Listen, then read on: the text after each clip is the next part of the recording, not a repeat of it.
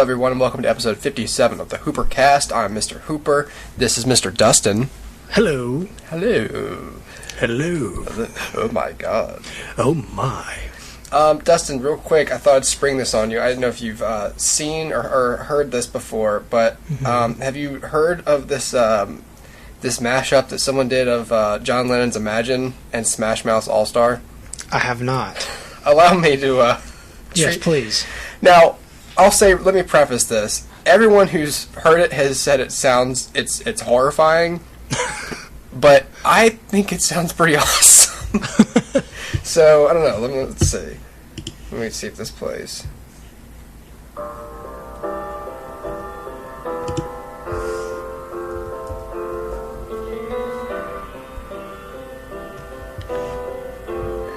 It's kind of funny, actually, when it starts.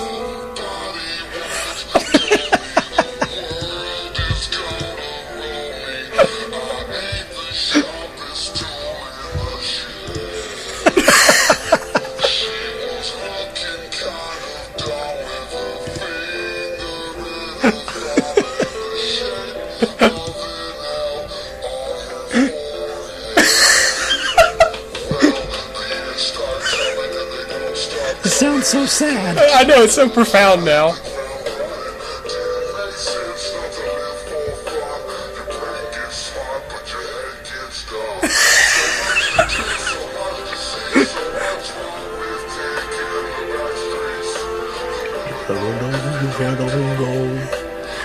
Never shine if you don't know.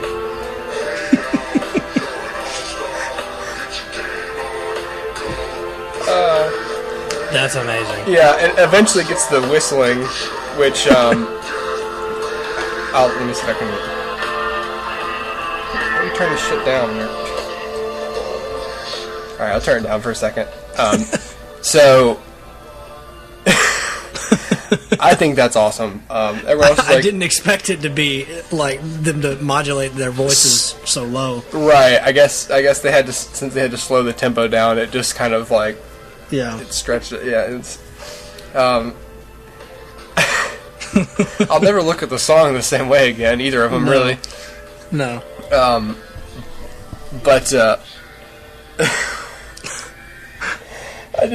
because I thought we were just listening to Imagine when I heard it on another podcast. And I was just like, why are we playing Imagine that shirt? Somebody. I was like, oh, whoa. And I kept listening and I couldn't. I was like, whoa. Yeah. Alright, hang on. That's awesome. Here comes the, Alright,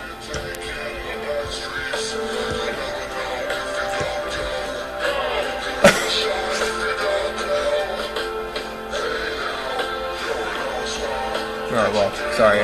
There's the chorus again, of course.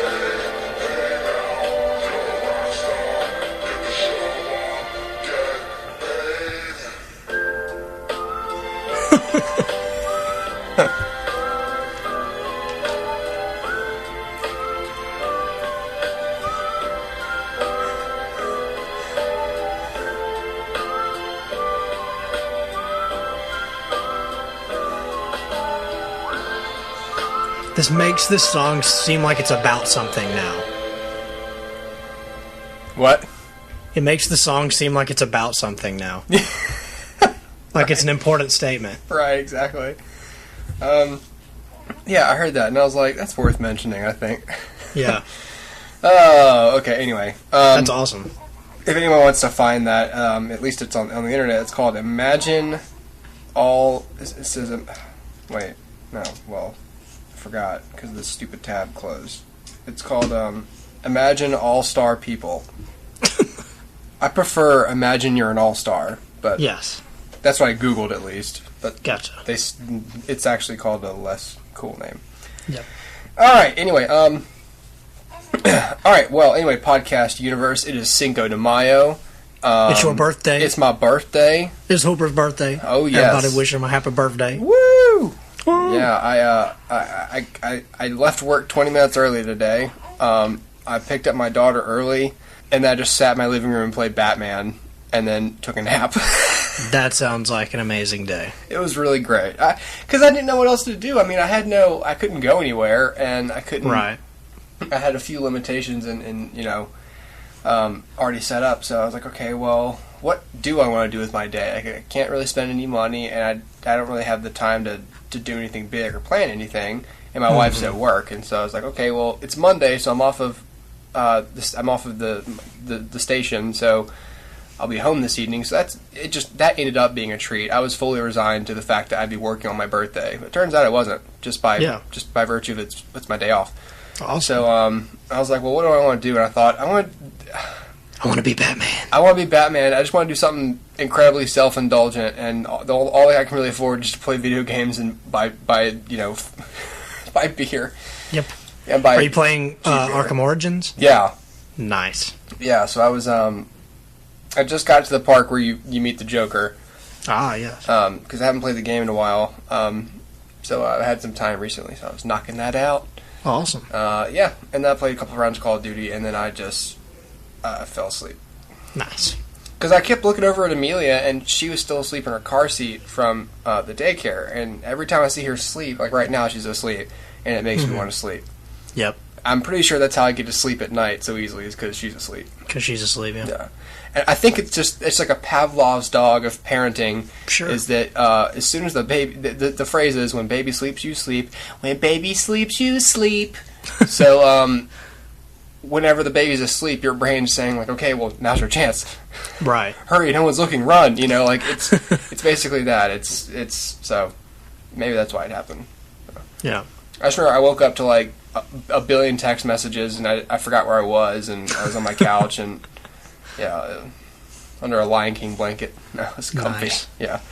All right, we have got some stuff to catch up on. All right, Dustin, I'm gonna call an audible.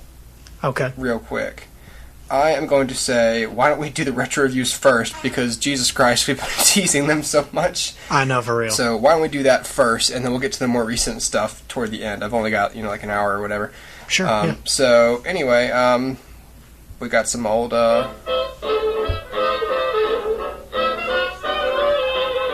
Retro reviews.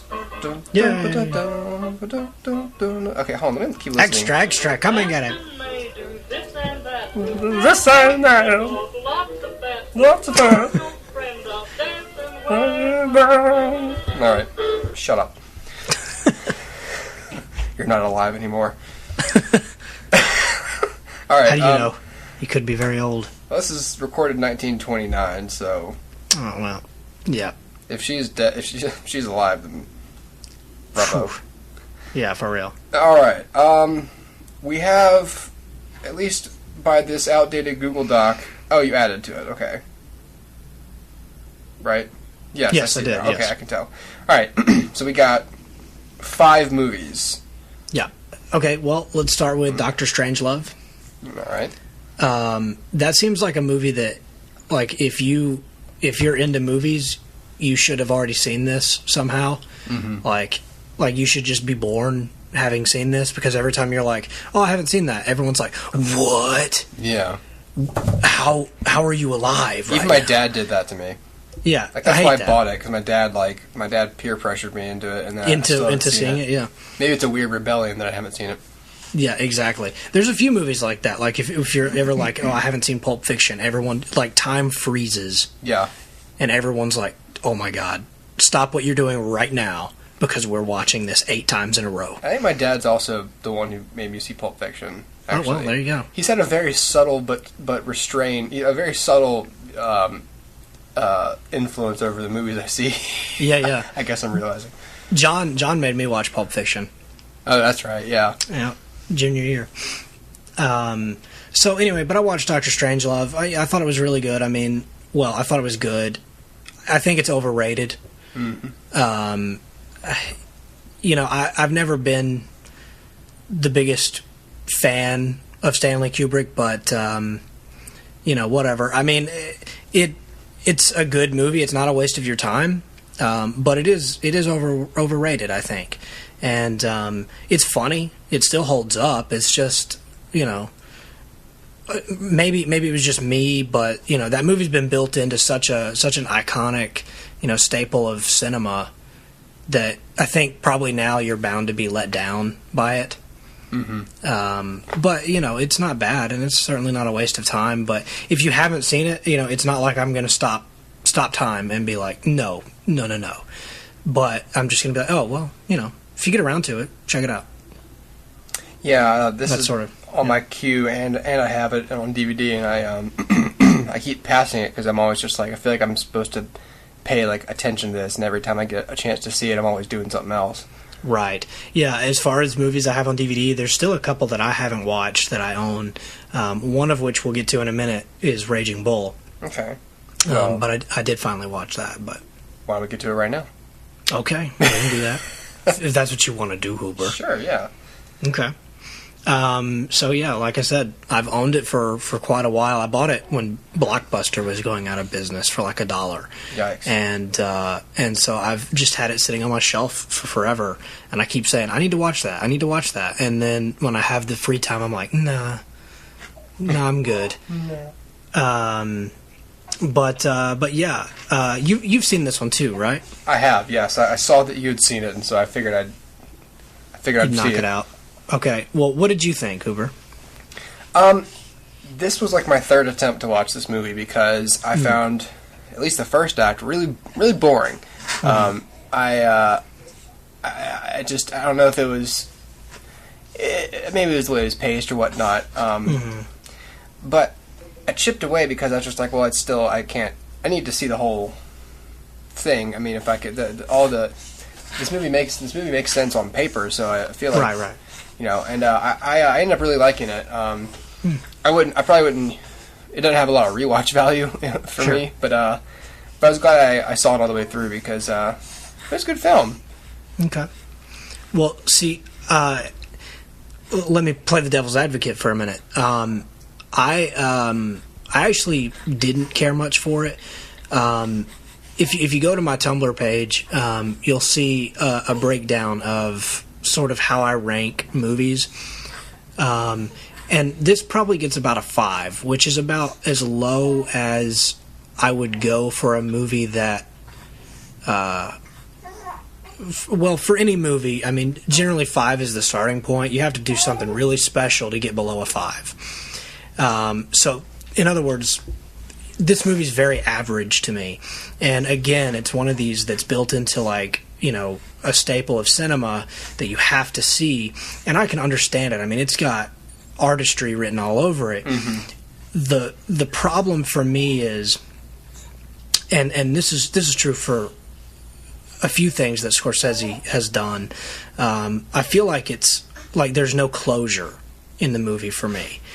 And so because it kind of ends when I feel like it's not over, or it ends when I'm kind of down, I tend to, you know, it taints that whole experience really.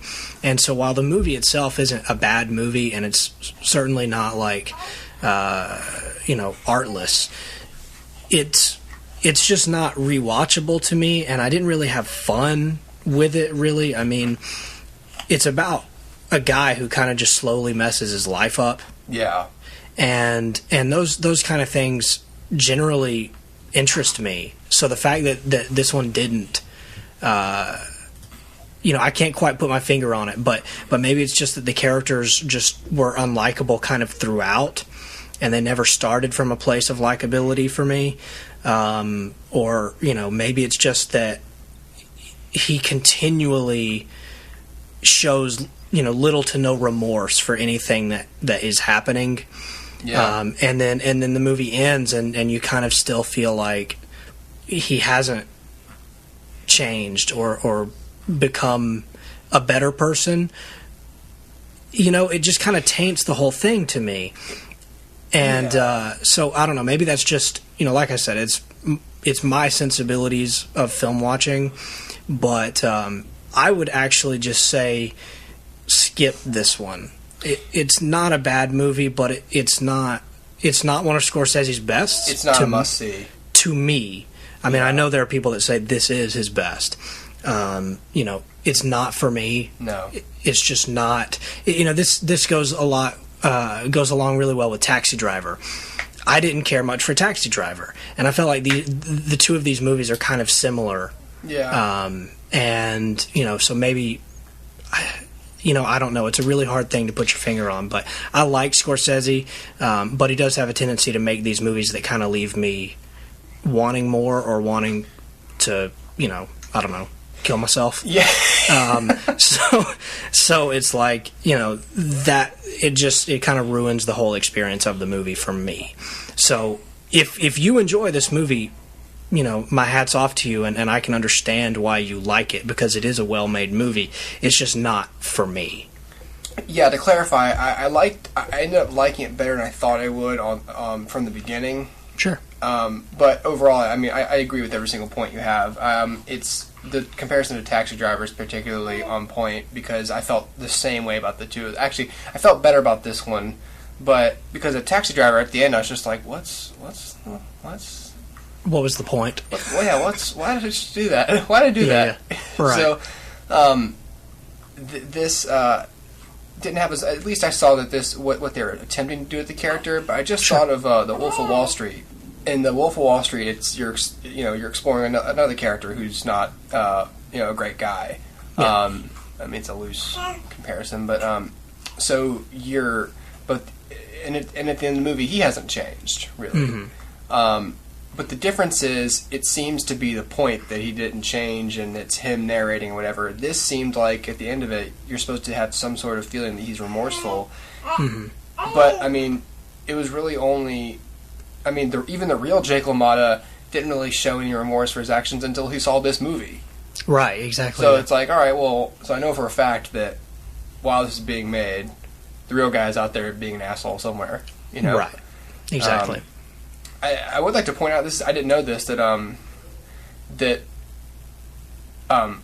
Scorsese used to have a cocaine addiction, and at this time, and Robert De Niro is the one who convinced him to make this movie, and this one is really kind of what got his career started. Right, sure. I think Mean Streets was before this, wasn't it?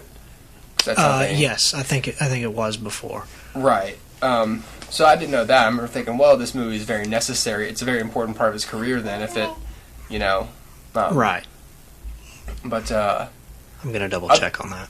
Other than that, it's, kind of insignificant in the whole spectrum. I mean, it's my, I would say Taxi Driver is my least favorite Scorsese film. Yeah, I'd agree. Followed by this, followed by Hugo. And then all the other ones I really like. I gotcha. So yeah, I agree. I mean, I agree. I mean, this and Taxi Driver really only exist to me as examples of look what good shape Robert De Niro was in. Yeah, no, that's true. And that's about it. The rest of it's like a boring, an exploration of how boring can we make a boring subject, or an interesting subject rather. Well, let me pose a question to you. I have not seen The Wolf of Wall Street for a number of reasons, but one of them is that it seems very much like a Scorsese character in the vein of Taxi Driver and Raging Bull, and because I don't care for those movies, I assumed I would not care for Wolf of Wall Street. Is that a correct assumption? It's a completely different kind of movie. All I can really say, I guess, is that it's infinitely more watchable. Okay. It's long. There's a lot of improv, but to me, it didn't break it up at all. Like, he probably could have cut time out of it, but the whole thing to me is insanely easy to watch. Right. Okay. And of all of his films, I thought the most about Casino, I guess, with Wolf of Wall Street. But I mean, he's narrating and he's breaking the fourth wall and stuff. And I don't really think that happens in many other movies he's done. Right. No. I really liked Wolf of Wall Street. Okay. So yeah, it's nothing like this movie. So if you'd like to cleanse your palate, okay, I got you. While trying something new, maybe I would recommend Wolf of Wall Street. All right, good deal. All right, what's another one you got? So I've got The Searchers. John Wayne. Bobbitt. This is a really good movie, actually. It's a very simple movie. I mean, the plot is just this girl gets taken and so they go get her. You know what I mean? It's like it's Taken, but it's a Western and less violent. I would love for them to just make Taken. Wouldn't that be Western awesome? With Liam Neeson. That would be awesome. Spin it off of A Million Ways to Die in the West. Yeah, do a double feature. Yes. But yeah, The Searchers, I mean, it's a really good movie, a really solid movie. It touches on a few things that were probably pretty dark and edgy for their time. You know, I mean, John Wayne, I know there's a group of people out there that never have liked him, but I've always found him charismatic, and I enjoy him and his movies. And yeah, I mean, I enjoyed The Searchers. There are a few parts in The Searchers that I had to pause it because I was laughing so hard. Now, that's not to say that it was a funny moment on purpose, because all of the moments that I laughed at like that were, you know, not supposed to be as funny as I found them. There's a moment where two guys are fighting over this girl, and one of the guys does the highest high kick you've ever seen a cowboy do, and so he kicks a guy in the face with just one leg, and so he doesn't jump or anything. It's just like one leg straight up in the air, and for whatever reason, I busted out laughing at that. And there's a few moments like that where I just went crazy laughing, and so for that reason, I have to say this movie's really high up there because it's so watchable. Okay. Like you just have fun with it, and even the things that, you know, aren't supposed to be funny but are, I mean, that just kind of adds to it. I mean, we always found different bits in Harry Potter funny, and they weren't supposed to be funny. Yeah. And this is sort of along those same lines. It's just hilarious things, like whenever they, I don't want to spoil anything, but anyway, the point is, it's a funny movie. It's a fun movie. It's simple. You know, don't go in expecting like to be challenged. Like, yeah, it's a fun movie, and yeah, it's a good movie. And actually, the reason I watched it was Vince Gilligan. I heard him talking in an interview about the end of Breaking Bad, mm-hmm. and talking about the inspiration that The Searchers had on the end of Breaking Bad. I can see what he's talking about. I think he's kind of self-deprecating a little bit because he feels like he stole the ending from The Searchers. Mm-hmm. And I didn't see it as blatantly as he probably does, but he's just, you know, being a writer and being really critical of his own thing. Yeah. But yeah, if you go into it kind of looking for it, I guess you can kind of see it. But yeah, no. So essentially, Vince Gilligan inspired me to watch this, and yeah, it was a good movie. Oh, sweet. Good. Now you've got a Western as well, correct? I do have a Western. I saw, like 2 months ago, I saw Magnificent Seven. Because you had seen The Seven Samurai, and so of course this was like a remake of it that they did, mm-hmm. like a few years later. Wasn't that long? Yeah, it wasn't very long. And really, from what I can remember at this point, this movie's long. I think Seven Samurai is long too. Yeah, it is. But I tend to like any movie that has like you know, a group of unique individuals who are kind of brought together for a single purpose. So yeah. And of course, this is one of those films where all those people are played by famous actors mm-hmm. at the time. So you got like Charles Bronson, you got Steve McQueen, and James Coburn, and a bunch of other people. Oh, gross! Why are you throwing up on my arm for you? So of course I can imagine that at the time that was... Stop spitting up. Uh-oh. We might have a problem here, Dustin. Why don't we just put this bib on you, and then I can stop. Okay? I think I heard okay. So I can imagine at the time that just was probably awesome. Like, you know, yeah. This is a bad example, but kind of like Ocean's 11. It's like, oh, sure. Wow, there's all those, you know, all these actors, and they're all friends, and blah, blah, blah. Yeah. So, except I read that Yul Brynner didn't like Steve McQueen, and they're like the main two partners in the film. Right, yeah. But I kept hearing that, like, Steve McQueen kept like chewing. I read that he would chew the scenery on purpose to piss off Yul Brynner to make himself more watchable, basically to draw attention to him in the shot. Right. Yeah. And I'm just sort of like, well, anyone who gets upset about that shouldn't be acting, to be honest. Right. Yeah. And Steve McQueen's awesome, so shut up. Exactly. The only reason I know who you are, Yul Brynner, is because I saw Cool Runnings and they referenced you. And then I saw this film, so I know you from that as well. But yeah. So I think this was just after The Great Escape or right before it. But a lot of these actors appeared in that too. Anyway, it's solid. I mean, again, it's not something I could watch again and again, but it's working off the framework of another movie, so it's hard for me to judge it because I haven't, it's, at this point, the premise itself, the conceit is played out, so to me it's nothing new, but again, at the time, it was probably awesome. So, I liked it just fine, and, it's a very simple story, and, 12 or 12 guys. There's a reason it's called Magnificent Seven. Yes. I'm thinking of the Dirty Dozen. These seven dudes decide like they're gonna go protect this town from, these jerks who wanna. Bandits, it's pretty much a Bug's Life. It's so the grasshoppers want to come and release off the Mexicans, and then Flick and the circus bugs come in and say nope. Yeah. Except these guys come in and they're what? I never thought about that, man. That's what I was thinking of. I was just like, this is the Bug's Life. Oh my god, I haven't seen Bug's Life in so long, but now but that's basically what it is. Wow. It's the Magnificent Seven.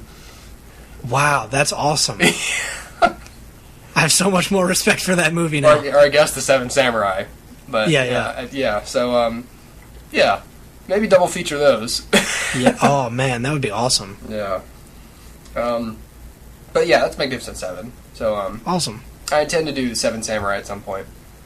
Yeah. Okay. I recommend it. And you got one more? I've got one more. It's been a while since I've seen this, so I don't remember a whole lot about it. But it's called The Apartment. It's a Billy Wilder movie. Basically, it's about a guy who he works as a typist at this big, firm or whatever, and so he lends his apartment out to various people at the firm for them to have trysts in, and then they'll leave his apartment. So basically, he runs like a little hotel, like he puts out snacks for them and everything, but it's just a way to supplement his income, and and then complications ensue. I mean, it's a good movie. The screenplay is really awesome, actually. Some great dialogue, and it's structured really, really, really well. I recommend it for screenwriters. Beyond that, I mean, I think there are plenty of other Billy Wilder movies to sink your teeth into, like Sunset Boulevard or Witness for the Prosecution. Those are really phenomenal movies, and this is really great in terms of screenplay. But probably you can skip it for any other reason. But yeah. That's it for retro reviews.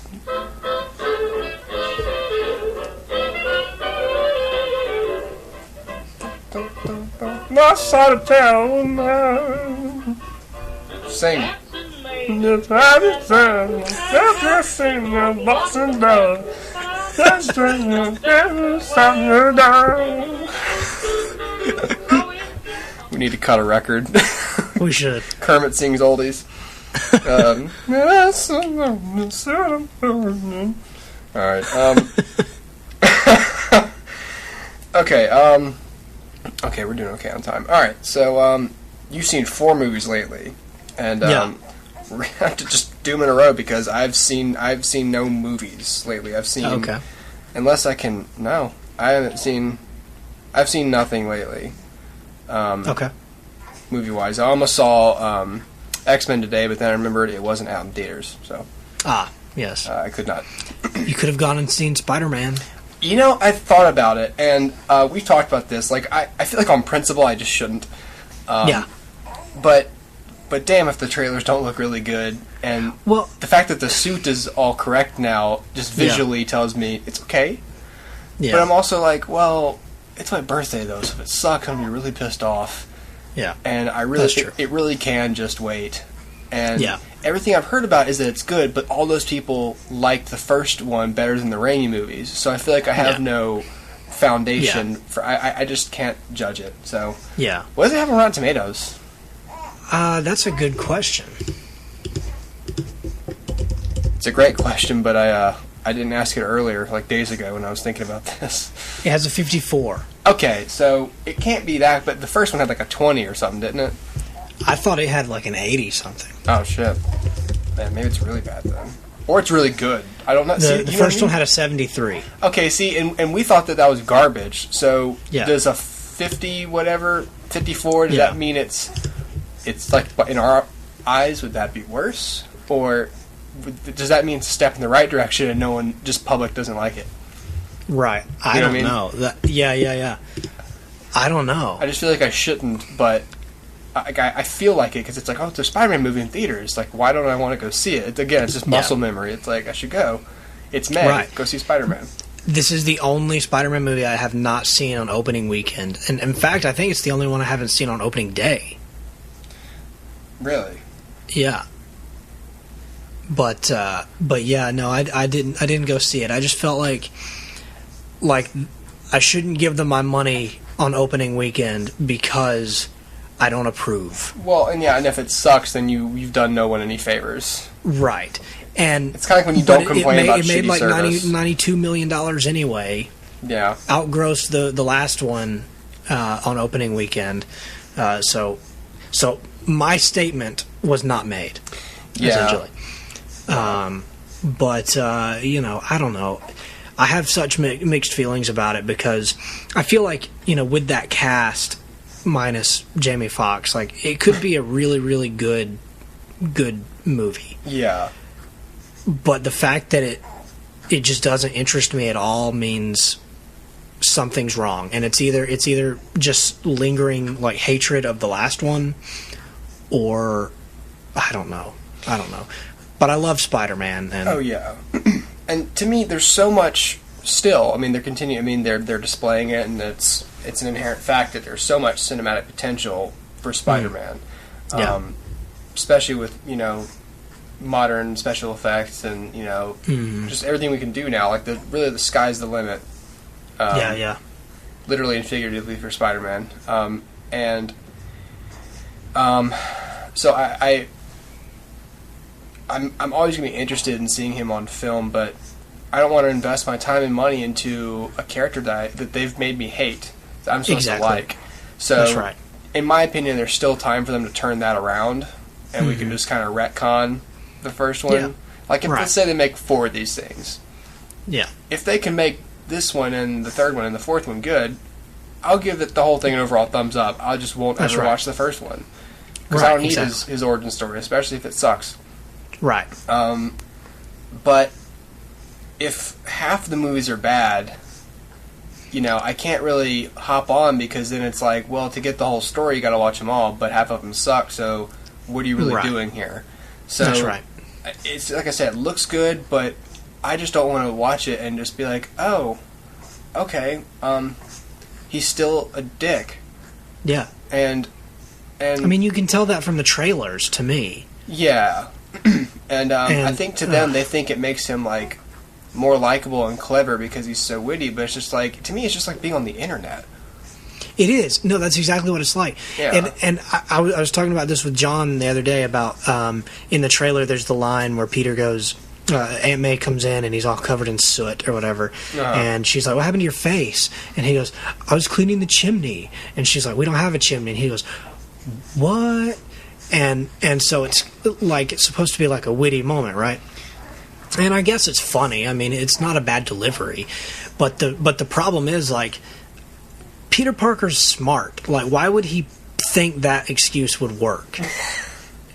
You know what I mean? Like I'm gonna overthink everything. That's what that tells me. Just from that trailer, like, I know, okay, I'm gonna overthink everything that this guy says. Yeah.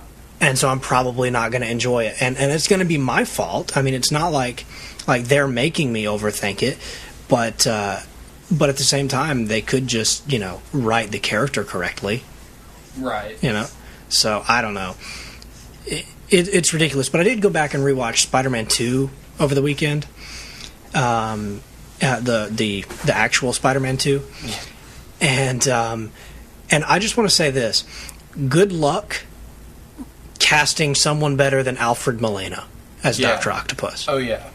Because I think they've pretty much confirmed him for this series. So I just want to say good luck, Mark Webb. Because I don't know who you're going to get.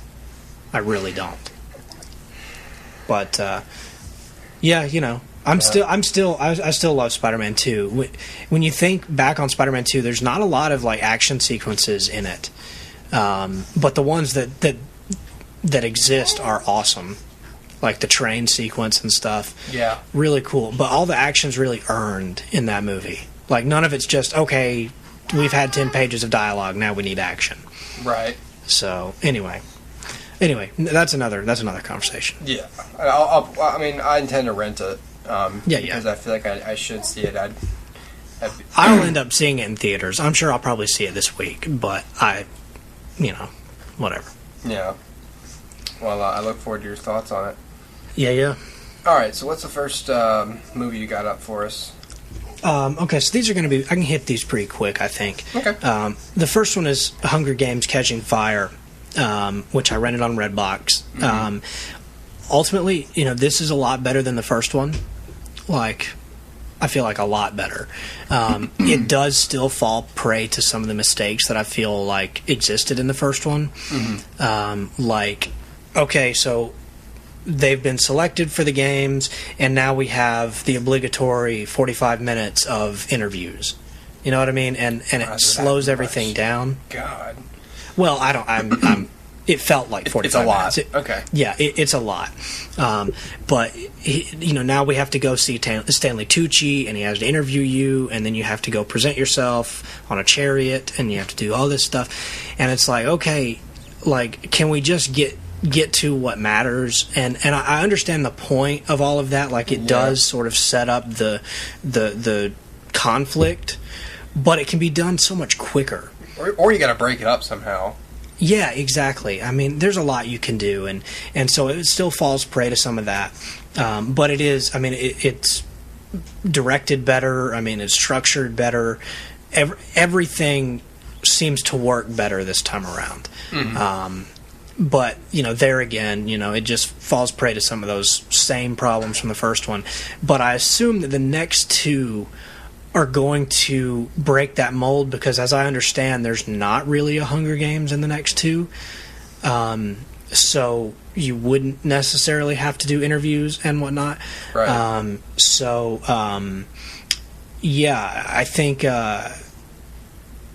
I think the next two stand a good chance of being something really memorable. But for me, this is still a good movie, but it's still weighted down by some old problems. And but I will say this: the ending I liked. It felt like the season finale of season 1 of Lost to me, because it's like a cliffhanger and it makes you want more, but you don't feel like you've just sat through nothing. Right. So I enjoyed that. All right. Have you seen that one, Hooper? No, I still have not seen it. I've had several chances, and I haven't had the time. I intended to because I liked the book, and but I'd heard the movie was done better this time. So yeah, it is. Yeah, it's on my list. Okay. So the next movie is Anchorman 2: The Legend Continues. I can hit this one really quick. There are a few moments that are really funny, and I don't know. I felt like it was kind of unnecessary. The first one's good. This one just kind of adds on just for the sake of adding on, and you can tell the actors are having a good time. It just doesn't feel necessary. I don't know. Mm-hmm. It just feels a little too self-indulgent or something. Yeah. I don't know, but it does. Basically, Ron Burgundy moves on to a 24-hour news network, And during the course of the movie, they really get a chance to like lampoon the state of modern news, which so they do like we go now live to a car chase, whereas the news didn't do that back then. So doing stuff like that, I feel like it makes kind of a good statement about just the way that we get news and the way that we indulge ourselves in news. Yeah. So anyway, for that reason, I feel like it has some depth to it, but in the end, I mean, it just feels sort of like they're repeating old things and, giving Steve Carell too much to do. I mean, I love Steve Carell, but Brick is a side character. Yeah. They give him a little too much in this. And, whatever. I mean, it's enjoyable, but I'm not going to go buy it. So, yeah, there you go. Oh, they tried a little hard, maybe. It's what? Maybe they tried a little too hard. I don't know. Like, there's like a sequence where Ron Burgundy adopts a pet shark. You know what I mean? It's just that kind of stuff. Like, it's kind of funny on paper, but sometimes it's like you're trying really hard to make this guy seem epic. Yeah. So I don't know, but yeah, no, it's funny. So. All right. Yeah. The next one, I'll just go to another comedy, is 21 Jump Street. I never saw this until recently, so there's really not much I can add to it, but I love the crap out of this movie. Yeah. It's great. Yeah. I mean, it has a really unique comedic sensibility. Mm-hmm. Like, I know that's a lot of really fancy words to make me sound smart, but it does. I mean, like, when you look at like the Apatow formula, it's all it varies itself, but it's still sort of that same brand of comedy. Yeah. This is different, like noticeably different. And did Judd Apatow have anything to do with this movie? I don't think he had anything to do with it. I don't think he had anything to do with it either. Which, I like Judd Apatow, but I think it's nice to have like a break from his comedy. Yeah. And this was really, really, really, really funny. And this was the first thing I've seen Channing Tatum in that was not G.I. Joe. Right. And it really makes you like him, doesn't it? It does. I mean, I've always stood by my opinion, which was he has no charisma and looks uncomfortable when he's in a movie. Yeah. But I kind of don't believe that anymore. Right. And there's a couple of moments in this movie that, I kid you not, like, I was sweating. I was laughing so hard. Like, it was like a workout, man. And so yeah, I really did enjoy the movie, and I'm looking forward to the sequel. And I don't know why I put it off. I don't know what I can't remember what it was, but anyway, I'm glad I rented it. Yeah, I thought that was a really, really great movie. I know you had said that you recommended it, and that's pretty much all I heard was you need to see it, and I was like, okay. So, but yeah, no, I loved it. So, and then I'll end it with this. Enough Said is I guess it's not his last movie, but it's one of the final movies of James Gandolfini. He died right before this film came out, so it stars him and Julia Louis-Dreyfus, and it's a romantic comedy. It kind of hits all the beats you'd expect it to, but this is a really, really interesting role for James Gandolfini, and I think it could have been a really, really unique, or not unique, but it would have been a really good move for him to do something like this in his career. And I mean, I'm still like broken up that guy's not with us anymore, because I just loved him so much, and this movie, there's so much more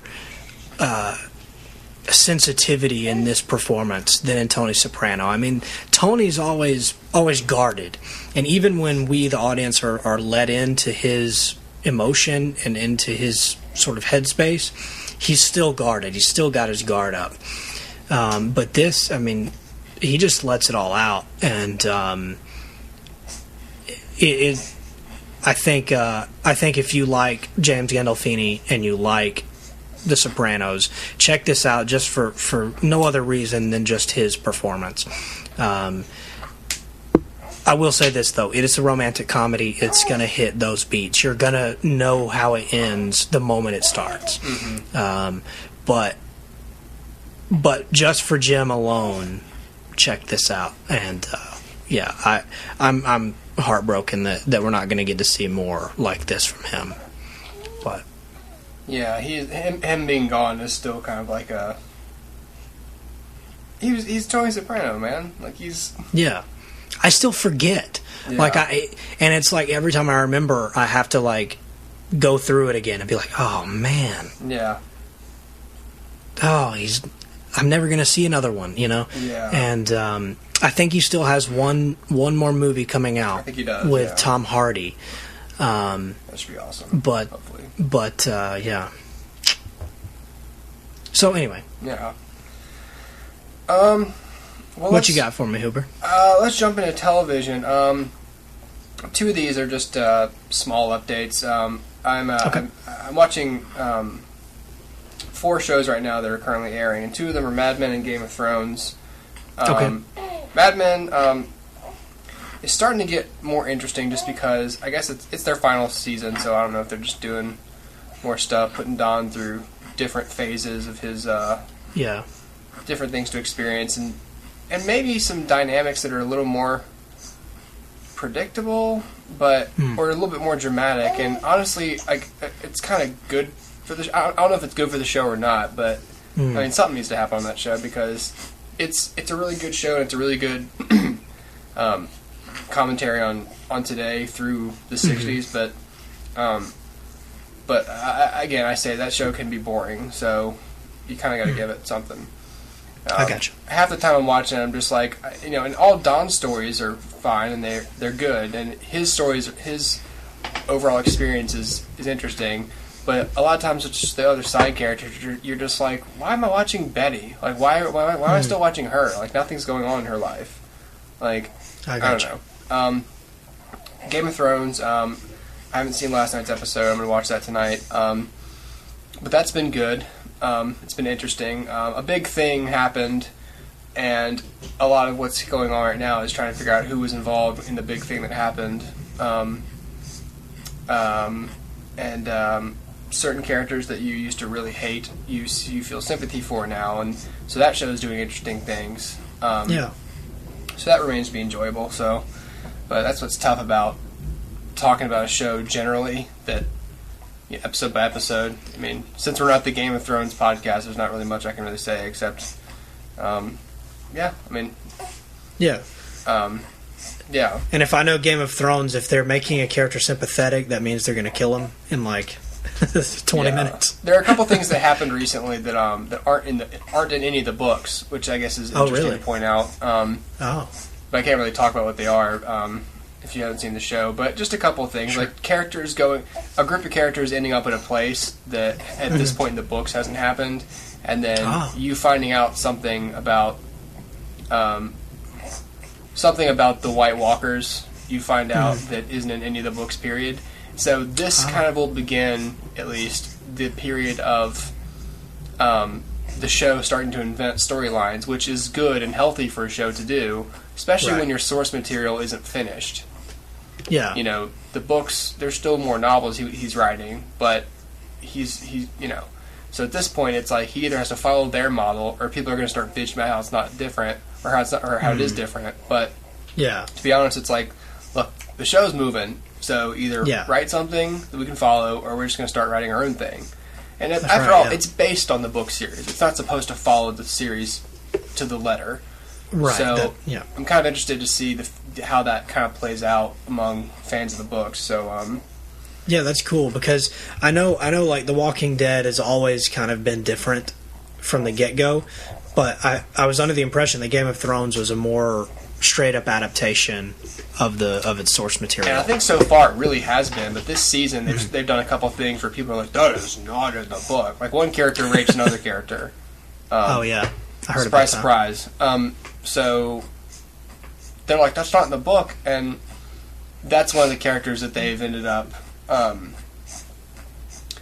that they've tried to make that over the third season they've had you like him all of a sudden, and then he does that, and then in the next episode it's not really addressed. It seems like they got away with it, and so I'm kind of like, yeah, I guess so, but whatever. I don't know if it's to remind you that you're still supposed to hate him. I don't know. To me, I thought it was an unnecessary move, but half the time people are complaining too much. They're like, I mean, this show has gotten to the point where we're rooting for the death of a 14-year-old boy because everyone hates Joffrey so much. Like, we're rooting for the death of a 14-year-old boy, and we're condoning rape. And I'm like, shut the fuck up.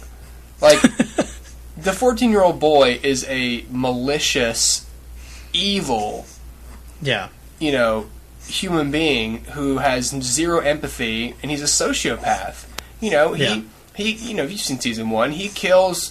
He has Ned Stark decapitated, and then I think the first episode of the second season, he takes Sansa and shows him her dad's head on a spike, and throughout the show he continues to just psychologically torture her about the fact that her dad's dead, and constantly references it in front of her on purpose, and he's even admitted to other characters in private that he enjoys torturing her with it. And it's just yeah, I'd like him to be killed. I mean, he's a terrible person. I don't care if he's 14.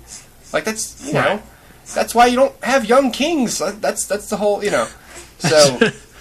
So there's a lot of things that go on in that show that's just we're rooting for the death of a 14-year-old boy. First of all, he's not real, so who gives a shit? Yeah, he's fictional. And second of all, he's more than earned it.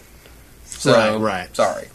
That's what I'll say about Game of Thrones. I started watching Silicon Valley. That's a new show on HBO by Mike Judge. And it's got only person I recognize in it is T.J. Miller, and then the guy who plays Gabe from The Office. Oh, really? So, and then a bunch of other... Oh, and Kumail Nanjiani's in there. And then just the main character is this skinny white dude, and he's really soft-spoken, so he pisses me off sometimes, because I'm just like, just talk. Just talk, yeah. But it's basically about these 5 dudes who live in this house in, Palo Alto, basically, and the one dude has, a really good idea for, compression software. And so it's basically about these young guys who now have a startup that they've gotten funded, and so that's interesting because that gets open-ended concepts, because the company can grow and they can have. So it's a solid idea. It's pretty funny, but they got characters I like. It's short. It's a 30-minute show, so it doesn't overstay its welcome, and so I've enjoyed it so far. Cool. So I'll keep watching that. And then Mike Judge, of course, has a solid reputation for making things that I like. So, yeah. Are you poop? What's happening? Are you pooping? Because my leg feels really warm. All right, there's nothing there, but I think I'm gonna get pooped on, Dustin. It's a HooperCast first. I've also but not a Dempsey household first, or second or third. Yeah, for real. I've been pooped on a lot. So it happens. I've also been keeping up with Marvel's Agents of S.H.I.E.L.D., and I think the last time I mentioned the show, we had just talked about Captain America, and we were wondering how the events of that film would affect the show. It's made the show more interesting, because now they're on the lam, and then one of the main characters is Hydra. So, and it's interesting to kind of watch that dynamic, and then in the last episode, Maria Hill was just in it. Oh, really? Yeah, it's made the show more interesting, and there's also continuing unraveling why Coulson's even alive. It's still a big part of the show, and so the show was okay, and then it was pretty good. But then when the Hydra thing happened, it got really good. Good, because I kind of lost interest in it. Right. But I don't even remember how many episodes I watched. It kind of 5. Yeah, and 6. for a while they're all just these storylines, these things about the characters that are just up in the air, and you're like, why should I care? And then right about the Hydra thing, they sort of start coming into play. So a little late in the season for my taste, but it does pay off somehow. I that's think good. The season finale might be tomorrow night or soon. But that show's worth watching. Just the fact that it's longer kind of makes it harder to get through those times. I would just watch it a couple of the weekend, and catch up. I'll probably catch up on it in between seasons. Yeah. Like on Hulu or something. But yeah, I mean, yeah. I wondered how the Hydra thing would play in. It's and that's one of those things that was the whole premise of the. I mean, everyone of course knew that when they pitched the show, and like they had to tell. Pretty much, I think they said like the writers, Anthony and Joe Russo, and then the guys who were at Captain America 2, were pretty much told like, okay, so here's an interesting concept, and I think the whole Hydra thing was Kevin Feige's idea, like it was his idea. And so he had a concept like, well, what if we did this and it would tie this and whatever. So they said when we were making the, so when Joss started wanting to do the TV show, the conversation was pretty much like, hey, that's great. Here's what's going to happen in Captain America 2. This is 2 years ago. So, I mean, if you're cool, and so Joss of course liked the idea and whatever. So the whole show was of course built knowing that mid-season, as it should, mid-season that their whole organization would collapse. Sure. So it's just interesting knowing, like, holy crap, they've known about this for so long. Right. My question then is, if the show is still going to be called Agents of S.H.I.E.L.D., what the sort of end result of this whole thing will be? Yeah. Because Agents of S.H.I.E.L.D. is a fine title for the first half then. Yeah. And then after that it should be something else, which is, I think it's good that a show becomes more than it was originally thought to be. Right. But at the same time, it makes me wonder if they're going to add a subtitle to it, like Agents of S.H.I.E.L.D. I think I've seen it in promotional materials. I've seen Agents of S.H.I.E.L.D. Uprising. I don't know if that will, I don't know how it gets resolved, Sure. Yeah. But I'm interested, so it's enough to keep me hooked for another season. So. Awesome. Good. Yeah. I'll have to catch up.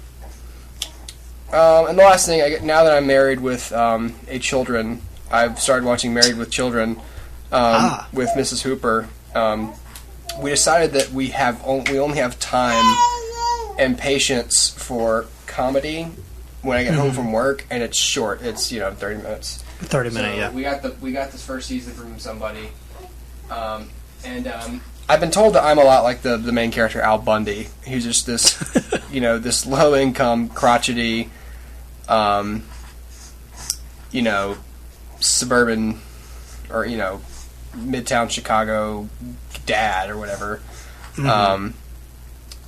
So knowing that I can identify with the main character is a plus. So and it's just a good sitcom. It's one of those that explores topics, and it's good for any audience, but particularly if you're married and if you have kids, it's a little bit more enjoyable. So I plan on, and this has 11 seasons, so it'll take us a long time to get through this. I did not know it had 11 seasons. 87 to 97. Holy cow. So after this, we plan on moving on to Everybody Loves Raymond, and shows like that. Right. So we've instilled our future of watching enjoyable things we can identify with, and so how are you guys? You said you borrowed a DVD. Someone at work bought the box set, and then they lent us the first season. I gotcha.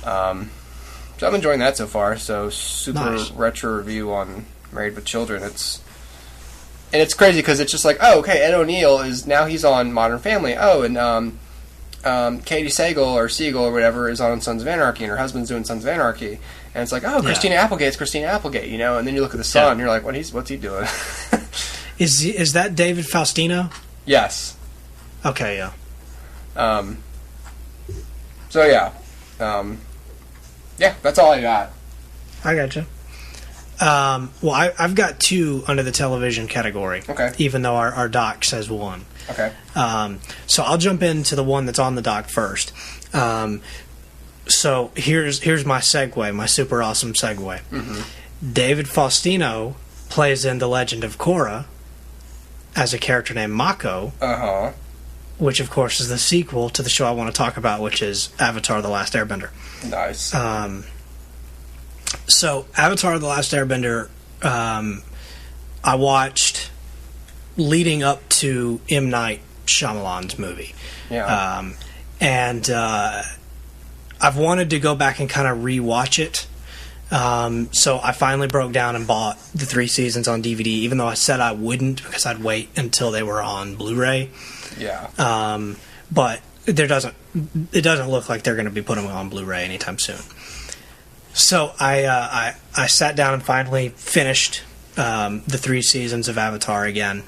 So I don't really have a whole lot to say here other than I'm really struck by the second time through the level of character development in this show. I think it's super individualistic for a cartoon on Nickelodeon to have the level of care and storytelling that show did. Granted, it can be a little childish at times, mm-hmm. but I mean, honestly, some of those characters have better arcs than AMC characters. Wow. I mean, it's just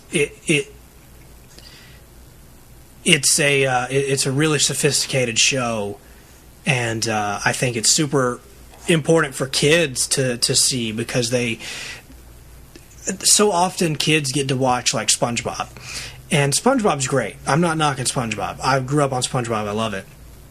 But there's no development there. You don't get like a lesson from SpongeBob really, unless it's like what a mollusk is. But with Avatar, I think kids can not only relate to these characters, but they get introduced to character arcs and the character journey very young, and I think that's really awesome. And obviously, there's still a lot for older kids and adults to latch onto too. But anyway, the point I want to make here is if you haven't seen Avatar, I believe it's available on Amazon Prime. Mm-hmm. So viewers out there, check it out because it really is an awesome show. And if you have 30 minutes to kill, just knock out the episodes are 20 minutes apiece. Just knock out one, and I think at least a few episodes into season 1, you'll probably be hooked. And it gets more mature as it goes along.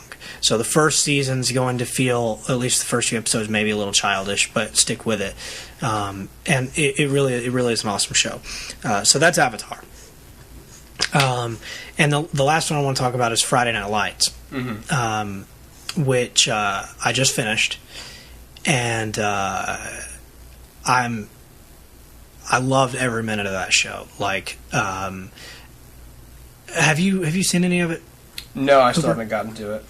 Okay, I know John, I think, is on the final season now. Look, Friday Night Lights is a show that is difficult to describe because the title would have you believe that it's about football, but it's not really. I mean, football's sort of the common theme that holds these characters together. It's something they all have in common, but it's really just about the characters and the way that they grow, and the way that they grow apart, and the way that they grow up, and the way that they mature. And so Friday Night Lights did not have a big viewership. So the first season was 22 episodes. NBC at least believed in it that much. Then they cut down the second season to 12 episodes, which was also due to the writer's strike. Then after that, it still didn't have very good ratings. So NBC struck a deal with, I believe it was DirecTV, like the 101 channel or something. Yeah. and they said, okay, let's make 3 more seasons, finish it up, and they'll air on 101, and then after they air there, then NBC will play them. And so that's how the last 3 seasons came about. So here's the interesting thing. The interesting thing is that the show feels different season to season. It's as if each season has its own tone or its own theme or whatever. And basically, the show feels different than anything else I've ever seen on television. It has moments where it seems like a teen drama because it's 2 characters who were friends and now they're getting together, but then now they're broken up, and then now they're kissing in the rain, and then now they're hanging out on the beach with a campfire, which is illegal, I believe. And so it has moments where it feels like a teen drama, but it's really anchored with 2 really phenomenal performances by Kyle Chandler and Connie Britton. And during their final season, Kyle Chandler actually won an Emmy for this role and beat out John Hamm from Mad Men. Wow.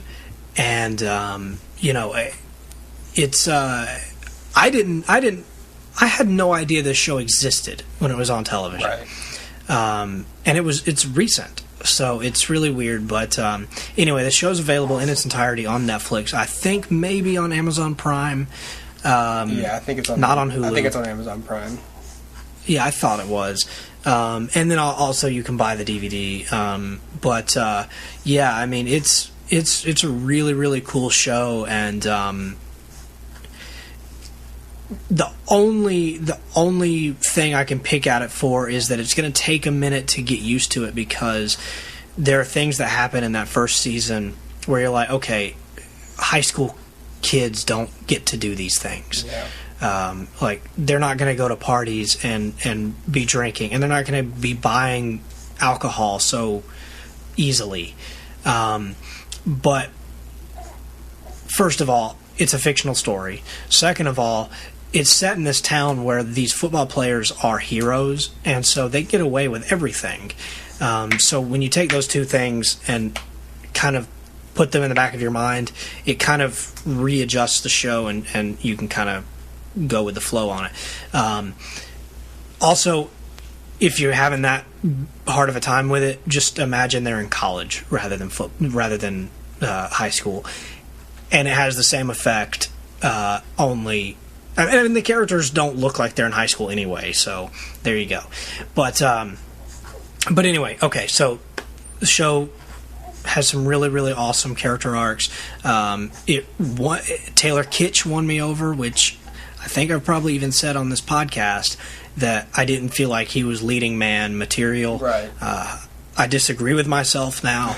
I just think he hasn't had the right shot at it. I mean, I like John Carter for what it was, but I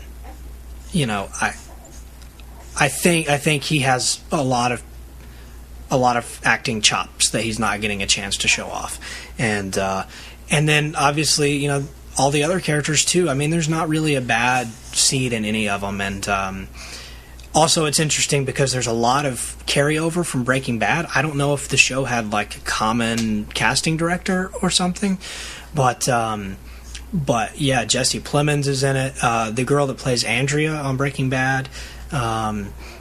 There's a lot of people, and it's really strange, but also awesome. So anyway, yes, if you like Breaking Bad, you'll at least be entertained. I feel like genuinely anybody will like this show. I don't say that very much, but I genuinely think if you give it a chance, everybody can grab hold of somebody on this show and say that's me, or that is an interesting character at least. And so there you go. All right. It's a great show. I wish it had bigger ratings when it was on. I wish they would make a movie, but at the same time, it ends very enjoyably and it feels complete. So don't go in worried that you're going to get shafted and there's not going to be an end, because there definitely is an end. So yeah, there you go. Okay. Well, cool. Yay. Well, finally got to those retro reviews, so that's good. I know we covered a lot of junk. We did. That is all we have time for this this iteration of HooperCast. Stay tuned for more HooperCast in the future.